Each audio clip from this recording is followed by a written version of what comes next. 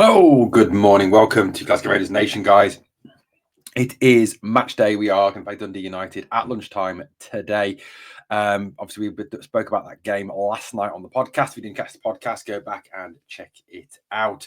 Right, we've got some stories coming out of Rangers regarding exit for Rabbi Matondo. Obviously, the move to Coventry has broken down, but it now appears a French League One side are very interested in the Welsh winger. Also, there appears to be a huge stumbling block over Yanis Hagi's new contract, and that increases the likelihood of him leaving in the summer for nothing. Not good news for Rangers, specifically given the fact that Hagi has been one of our best players this season since he has returned to action. Right, we're going to start with Rabbi Matondo, but then we're going to move on to Hagi in the second part of the video, so obviously please hang on. Make sure you watch both parts to give me your opinions on both parts. Now, before we carry on, please obviously smash that sub and obviously become a member. 99p, guys, less than a cup of cheap McDonald's coffee. And other cups of coffee are available. Right, let's talk a little bit of Rabbi Matondo. Now, Rabbi Matondo's move to Coventry City looked to be all going ahead. He looked to be going swimmingly. Now, as I said on the video, I wouldn't wish a move to Coventry on my worst enemy. But, you know, it looked like Rabbi wanted to go to Cov City. He wanted to join up with former England international Frank Lampard and, you know, try and obviously help Coventry get to the Premiership somehow. You know, I don't know how they quite do that because, you know, they are a bit of a joke team. But Matondo, the move all fell apart. Now, why did the move fall apart? Well, it appeared it fell down, like I said yesterday's video, over bonus payments, which I think, you know, given the fact that Rabbi Matondo hasn't played an awful lot of football and spends most of his time sat in the stands injured, that's a little bit rich. I think it's called taking the piss, to be perfectly honest with you. But you know what? Footballers, I suppose, they're entitled to their bonuses, they're entitled to their incentives, as any of us are, although I can't think of any that I get in my job. No, none. So look, you know, Matondo, obviously that move fell apart. Now that is obviously a bad thing because Matondo, Dowell, Devine, a number of players have been told that they could leave, they can go, they can get out of the club. You know, and that's fine. That is fine. But the situation is this. Matondo is one of the highest wage earners at the club, and I think there is a real desire to move him on. And also the fact that he has missed, you know, over 60 games since he's joined the club, and the fact that he's never really lived up to the promise that he has had previously. He's never really been, you know, the player we all hoped he could be. Now, it appears that a French League One side have now thrown their hats into the ring with regards to signing Rabbi Matondo. This team is Nantes. Now, Nantes currently sit in the bottom half, the bottom of the relegation zone of Ligue 1 and are really struggling this season. They've also lost some players as well who've been recalled from loan spells and have moved on. And it appears that, you know, Nantes want to try and strengthen during this January transfer window to avoid relegation. Now, look, as I've said on many videos, you know, look, this January transfer window, a lot of times that there is money spent, there is money splashed by people. It's because, you know, that they want to try and either A, get in the playoffs of a league, or B, win the league, or C, get into Europe, or D, avoid relegation. And it appears obviously with Nantes that is the case. Now, their manager is a guy called Antoine Kumbare, a very, very experienced manager. Someone who apparently wants to obviously try and turn this around, and he's identified as Rabbi Matondo as a possible player to come in. Now, some of you may remember the name Antoine Kumbare. He played for Aberdeen between 1996 and 1998, making 44 appearances for the Sheep. So you may remember him from that aspect. He's got a vast managerial CV. Nantes been his most recent job, but it appears that Matondo is very much on his radar. Now, it appears that Nantes are looking at the same deal as Coventry City had, which was a loan with an option to buy Matondo in the summer. Again, you know, this apparently has, according to the reports that I've read, Nantes have already made direct contact with Rangers and are ready to negotiate with the player and his representatives and also the club. Now, again, this obviously comes on top of the fact that allegedly Sunderland and Sheffield Wednesday are interested in the player too, again, as a part of loan deals. I think, you know, with a lot of these players that we've got, a lot of this so-called dead wood, you know, the swamp drainers, we've got to kind of look at this being a loan with an option to buy. You know, Jose Cifuentes is still out on loan with an option to buy. That will be decided in the summer. You know, we've obviously lent out a number of other players, all of whom I think will return: Webster, McKinnon and Fraser. But, you know, in terms of this one, Matondo, I think this would be a loan with an option. Well, a definite hope that this option would be taken up and agreed upon. The option for Coventry City was 2 million. which was a little bit under what we paid for him. But look, I think at this stage you've got to kind of look at it in terms of some of these players. You've got to kind of accept what you're given. Now, again, I think I've said previously, I think if this is a deal we can push through and we can get done, it is good for the club. Matondo is an injury-prone player. He is a player that does not, I don't think, offer enough to justify what he gets and also retaining a place in the team. Yes, initially it's on loan, so I suppose obviously if we can free up some wages, that will enable us to perhaps pay some money for a player. And then obviously long term, if we can get obviously £2 million in the summer, that can go into the transfer key for the summer, which can help us continue the rebuild in the summer with hopefully a new manager. So look, that's what we think. I mean, look, again, as with the Coventry City deal, I hope this can go through. I hope Matondo lowers whatever his bonus expectations are and stops being a greedy little prick and allows, obviously, and gets this move to go through. I think this will be good for the club. It'll be good for him. I think, the sooner we can draw a line under this, the better. Now, a player that I really do not want to see depart under any circumstances is Yanis Hagi.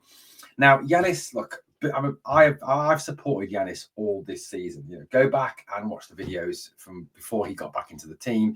Go back and watch what I've said about Yanis. Yanis for me has been the consummate professional this season. Even when he was out of the team, he still turned up for training. He still trained. He played B team games. You didn't hear him moan. You didn't hear him take to social media to whine and whinge about it. You didn't hear him take to social media to release cryptic messages, having a go at the club or the board or the manager. He basically got his head down, worked hard, overcame whatever difficulty there was, whatever the issue was in terms of his contract, which looks like it was some sort of wage increase thing, and a deal was done over that. And it looks like the deal was that the option of a year that was extended by was taken off in return for this wage increase being taken away as well. So, Hagi will be available to walk at the end of this season. Now, Rangers manager Philippe Clement has pretty much made it clear that he wants to keep Yanis Hagi, and it's unsurprising that he wants to keep Yanis because, I mean, let's face it, Yanis has been one of our best players this season, and I think the team looks a whole lot better when Yanis is in it. He controls the tempo, his passing is crisp, he can pick a hole in the defence, he moves the ball effectively, he beats a man well. He scored that fantastic goal against Celtic. His assists are good. His eye test, he passes the eye test, not just the stat test. He's a top player. He's an international. He played well in the Euros. He's, and he's head and shoulders above Nadim Bayrami. He's a quality footballer, and I would say the best player on our squad, technically and obviously skillfully and ability-wise, better than anyone. So, the need to keep Hagi is quite clearly there. I really do hope that something can be done in terms of keeping him. And, the manager has said, obviously, like I said, that he wants to keep him. Now, however, it appears that there is a stumbling block over Yanis Hagi's future at Rangers. Now, that is the kind of the view that is coming out is that if Hagi wants to remain at Rangers, he will have to take a pay cut. Which, realistically is not going to happen.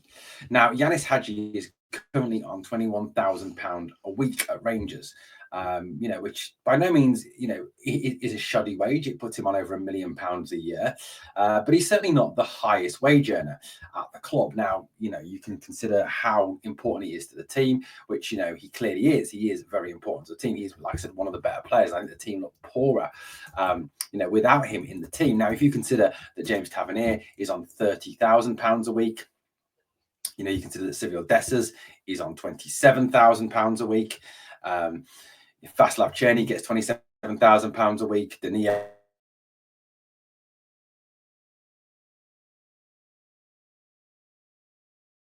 £26,000, £22,000. Tom Lawrence, £22,000.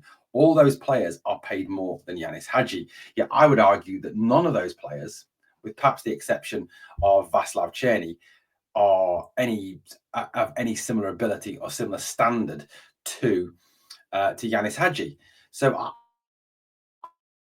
I would argue that that Yanis more than deserves that 21 grand. Now, the issue is if he has to take a pay cut to stay at the club. Now, what sort of pay cut? How much of a pay cut? And is he going to be willing to take a pay cut?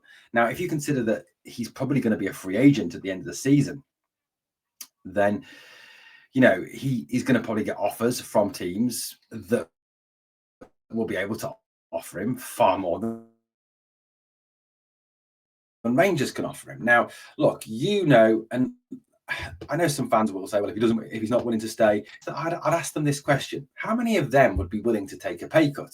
How many of them would be willing to say, if their boss came to them and said, look, we want to keep you in your job, but you're going to have to lose, say, £5,000 off your wages, of £2,000-3,000 off your wages per year? How many of you would accept that? Because I would like to bet that it's none of you would accept that, because I certainly wouldn't. If my boss came to me tomorrow and said, oh, do you want to keep your job? Yeah, of course I do. I want to stay in my job. Okay, you've got to take a £2,000 a year pay cut. Well, I'd say get fucked. No chance. Not a chance. It's not happening. Sorry, I'm not. It's not going to happen. So look, I think to expect Yanis to take a pay cut is pretty ridiculous. Now, if you add into that as well the fact that James Tavernier could still be at the club next season, there's a likelihood, and could be getting £9,000 at the moment, could even be more there next season, £10,000-11,000 a year more than Yanis Hagi. Cyril Dessers could still be at the club next year, earning say 16,000, earning 6,000, 7,000, 8,000 pound a year more than Yanis Hagi. Jack Butland, 4,000, 5,000, 6,000 pounds more than Yanis Hagi. Now, if you're Yanis Hagi and you're sitting in the dressing room and you're looking across at these players and thinking, well, I contribute far more than these players. I offer far more than these players do. So why am I getting less money than them? Now, look, unfortunately, look, I get the argument that players should want to play for the club. They should want to die for the club, fight for the club. It shouldn't matter.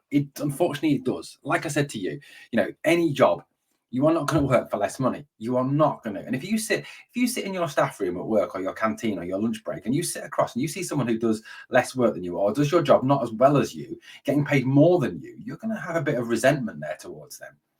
Now, I think that Rangers have been very short-sighted with this. If they could get Hagi on a similar wage, or say £1,000 or a couple of grand more, then surely paying Hagi 22, 23 grand a week, and perhaps getting rid of Tavernier, getting rid of Dessers, getting rid of Matondo, getting rid of, Butland, for example, to make more wage space, to pay the likes of Hagi, who actually contributes and actually, is a quality footballer and actually adds to this squad, is a far better use of that money than, spending 30 grand a week on James Tavernier, 27 grand a week on Cyril Dessers, £22,000 a week on Tom Lawrence. I mean, I don't understand that logic from the club, when you've got a talented player like Yanis Hagi. Now, if it is that the club cannot offer him the deal that he wants and ask him to take a pay cut, then the likelihood is that he will move to Italy. Now, apparently he has spoken to his agent and said that if a deal can't be done with Rangers, that he wants to go and play in Italy.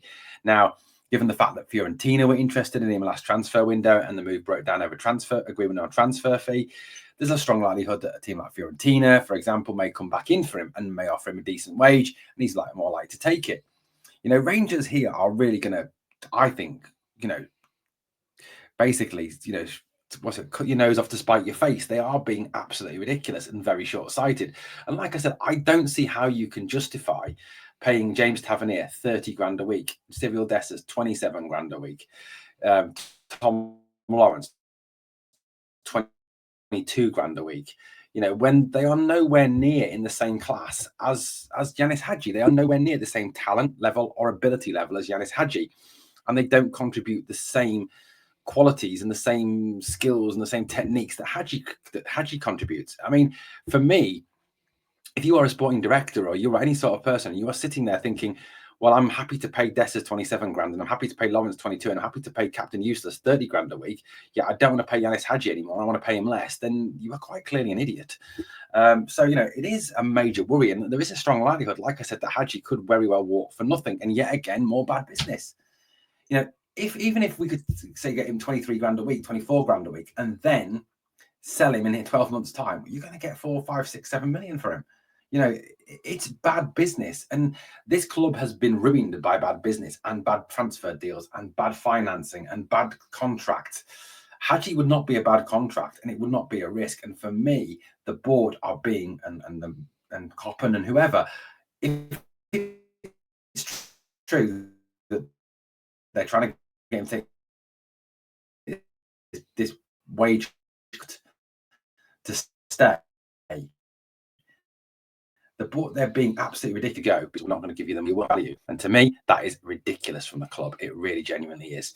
Guys, I'd love to know your thoughts, your comments on that one. Please obviously drop me a comment down below. Right, that's it, guys. Obviously, we've got the Dundee United games to look forward to. Come and join us for the watch along, or if you're watching this later in the day, then go back and check out the watch along. Thank you for watching Glasgow Rangers Nation, guys. On the way out, please smash the like, sub, comment, share, all that great stuff. But always remember, on the way out, we are the people always.